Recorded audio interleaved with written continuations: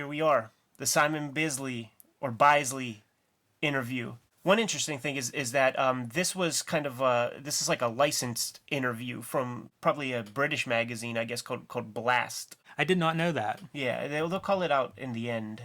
My first exposure to Biz was Lobo. I'm sure that's true of a lot of American readers. I was buying comics off the newsstand. Lobo #1 was marked down to 99 cents. That was the price, but it was like a big blurb that said 99 cents. The rest of the miniseries was, I don't know, $1.25 probably, not much more. But hey, I was on a budget. I was probably 12 or 13. And what I found in that comic blew my mind. Because Bisley's a British artist. He's coming from 2000 AD, land of Judge Dredd.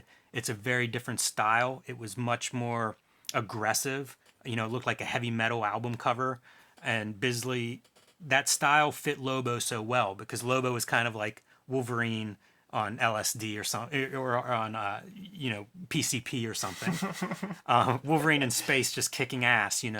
And so it was just perfect. Like the art style, the character, they all fit perfectly for me, and it was very different than anything else I was reading. And I became basically a lifelong fan from that first book. And so that's what this interview is really. This is Lobo. This is an image pulled from probably the first miniseries, and I'm sure that's why he's being interviewed in Wizard. The interviewer, Gordon Rennie, when we talk about kayfabe and using wrestling terminology, like this guy is painting a very kind of hyperbolic picture. Yeah, there was always the myth of Bisley being basically like his drawings. Right.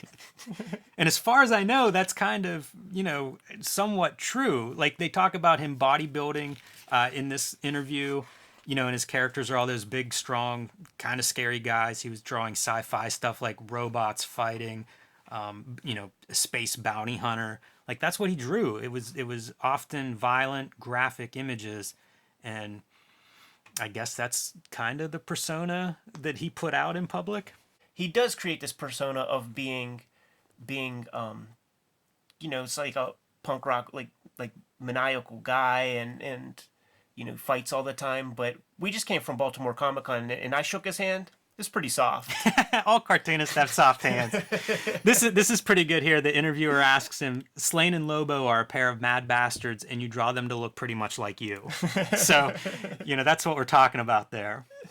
One of the things that he talks about in the interview is how he left the British comics. He came to DC and he's doing these Doom Patrol covers. He's doing Lobo. He's going to be doing like a Judge Dredd Batman thing. And nature abhors a vacuum. So there are these Simon Bisley wannabes who are doing work for 2000 AD. And I was like kind of at first racking my brain, like, I wonder specifically who he's talking about. And one name comes to mind. Alex Horley? I was thinking Glenn Fabry. His painting style, there are similarities in his painting style. Yeah, and Biz isn't too harsh about it because he talks about some of his influences and how Right. Sienkiewicz was one of the guys who came to mind. Frazetta, yeah, right. There was someone else he named too, but yeah, that's the nature of art. Like everybody's pulling from somebody, and I don't know that anyone shows up fully formed that isn't drawing from previous artists. So he takes pretty good, I think, a very reasonable response to that question. And of course, if somebody's successful, there are going to be imitators, no doubt about it. They talk about Slain a little bit. Slain would have been a 2000 AD Conan-like character, barbarian-like character that Bisley worked on before coming to America. Those have been reprinted several times in several formats if you're interested in those. Look at this. Cover for the Judgment on Gotham, the Batman Judge Dredd crossover. Another high recommendation as a Bisley fan. I think this is a very strong comic, good looking. Written by John Wagner, longtime writer, creator of Judge Dredd. Bisley's Judge Dredd is really good too. In the interview, he talks about how Judge Dredd has a pussy gun, and he would do much better to have like a bigger weapon. Did he amend that in the Batman Judge Dredd comic? He uses a lot of police brutality, a lot of beating people up with clubs and stuff. So I don't know that he gives them a bigger gun, but there's no shortage of violence in that comic. One thing that I want to call attention to, I don't like it when artists get too arty farty or writers get all clever clever, like Arkham Asylum. What kind of Batman was that? He was such an absolute wimp. So shit talking Grant Morrison's Arkham Asylum version of Batman. Love it. Yeah, this is a pretty good image for summing up kind of the Bisley aesthetic. One of his other influences, just comics wise, in terms of pen and ink, he cites Gene Colan's Daredevil work. That stood out to me too. That's something I would never associate, but I like Gene Colan also. And one of the things I find interesting with Gene Colan is how he distorts anatomy. So, like, I think a lot of people think of Kirby as being very malleable in his anatomy, through foreshortening, through kind of dramatic physical exaggeration. And I think that Gene Colan does that as well. It's in a different style, but it's that same kind of very aggressive, almost abstract foreshortening. I see perspective of like bending cars that are going around a bend or jumping over something. So I think it's a pretty interesting pull that Simon Bisley would cite Gene Colan.